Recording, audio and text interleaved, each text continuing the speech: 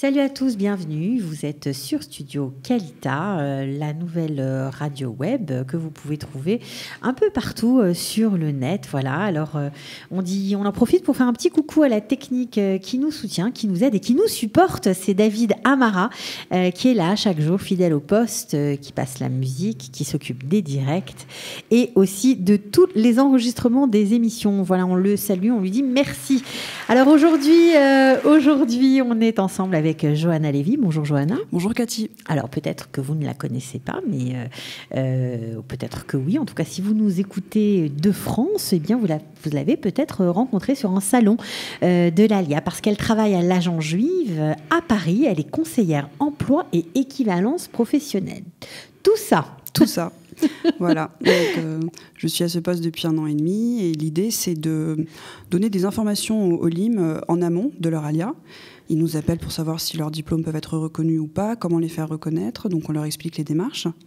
Et on leur donne des contacts en Israël d'associations, de ministères, d'organisations qui peuvent les aider à trouver du travail. Alors, comment ça se passe? Ils viennent vous voir à l'Agence Juive. C'est une prise de contact au début? Oui, tout à fait. Certains nous appellent, nous envoient des mails, et quand ils viennent pour leur rendez-vous avec le délégué de l'ALIA, le délégué en général nous demande est-ce que tu peux les recevoir. Donc on les reçoit après leur entretien pour les informer. D'accord. Alors quelles sont les questions qui reviennent? Est-ce que je vais trouver du travail? Est-ce qu'il y a de l'embauche dans mon domaine? Dans quoi est-ce que je peux me reconvertir? Est-ce que je ne suis pas trop vieux? Etc. Est-ce que j'ai le niveau d'hébreu? Quel niveau d'hébreu il faut? Est-ce que mon diplôme va être reconnu? Alors, on sait que depuis 3 ans, il y a à peu près 20 000 Olim Hadashim qui sont arrivés de France et donc forcément qui sont passés, en tout cas pour les Parisiens, par chez vous. Vous avez des retours? Vous restez en contact avec eux ou pas trop? C'est une lacune, on n'a pas de retour. Vous n'avez pas de retour? Vous ne savez pas ce qu'ils deviennent? Pas vraiment. À part éventuellement pour les personnes qui travaillent dans le domaine de la santé, puisque ma collègue Sarah Gannon est spécialisée dans ces métiers-là et elle a généralement un suivi, puisque par exemple pour les infirmiers c'est très compliqué, donc très souvent ils nous rappellent, ils nous disent on n'y arrive pas, c'est compliqué, comment on peut faire, aidez-nous. Les autres, on n'a pas de nouvelles après leur ALIA. Pas de nouvelles après leur ALIA? Non, c'est super rare. Super. Alors, mais là, vous êtes, comme vous le savez, au sein du Hub de l'emploi, puisque les studios de la radio Qualita, de Studio Qualita, sont dans les locaux du Hub de l'emploi. Donc, c'est tout à fait nouveau.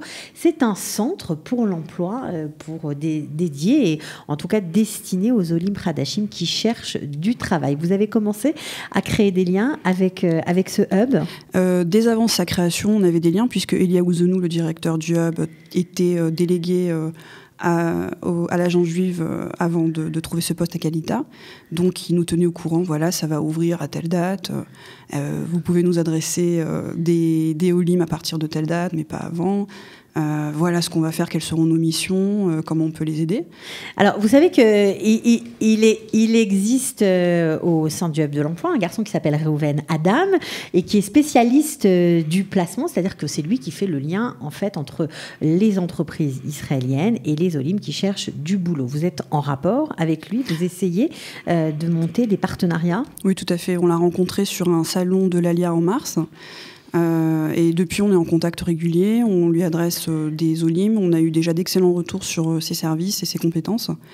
Et moi, je n'arrête pas de donner son contact à tous les Olim qui s'adressent à moi. Donc en fait, alors vous dites que vous ne faites pas il n'y a pas vraiment un suivi a posteriori, mais avant, vous faites vraiment un travail d'accompagnement. Oui. Tout à fait. On leur donne tous les contacts qu'on a, tous les gens auxquels ils peuvent s'adresser. Et on leur dit très clairement, ne vous inquiétez pas, vous n'êtes pas seul. Quand vous arrivez en Israël, vous avez telle et telle et telle personne et tels organismes à qui vous adresser. N'hésitez pas, allez-y, contactez-les. Quelles sont les angoisses des gens, les principales, qui reviennent sans cesse? Est-ce qu'on va trouver du travail? Est-ce qu'on va s'insérer sur le marché de l'emploi? Puisque nous, on s'occupe de l'emploi, c'est surtout ces angoisses-là qui reviennent. Forcément. Et l'hébreu? L'hébreu, c'est quelque chose que j'entendais beaucoup au début, un peu moins maintenant. Alors on leur conseille de suivre un ulpan avant leur alia. Sur le site de l'Agence Juive, on a une page dédiée aux ulpanim en France. Un site qui est très bien fait d'ailleurs, il faut le préciser. Merci. Non, c'est vrai, et le site de l'Agence Juive est bien fait. Il y a beaucoup d'informations sur différents domaines. Énormément. Et on vous engage à vous connecter si vous cherchez justement des infos de tout type. Vous serez sûrement renseigné.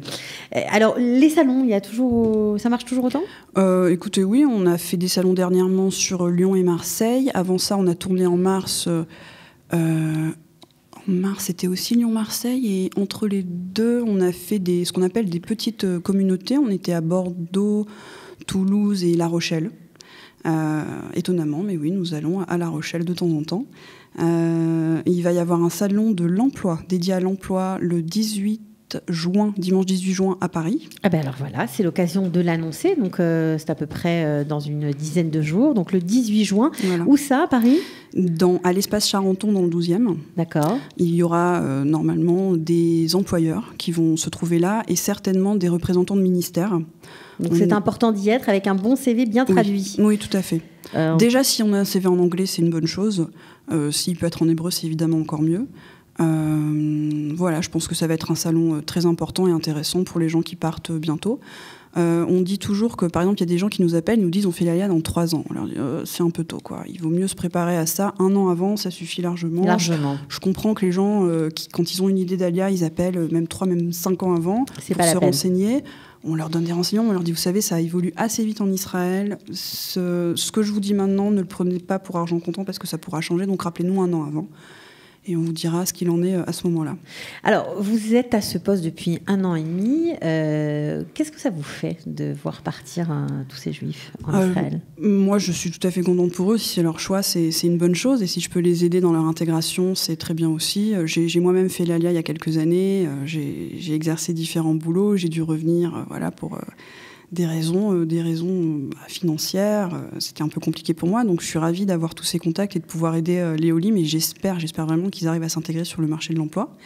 Si je peux rajouter une chose, il faut savoir qu'on travaille aussi en collaboration assez étroite avec le ministère de l'Intégration, qui s'occupe aussi, donc forcément c'est leur métier de l'intégration professionnelle des Olim.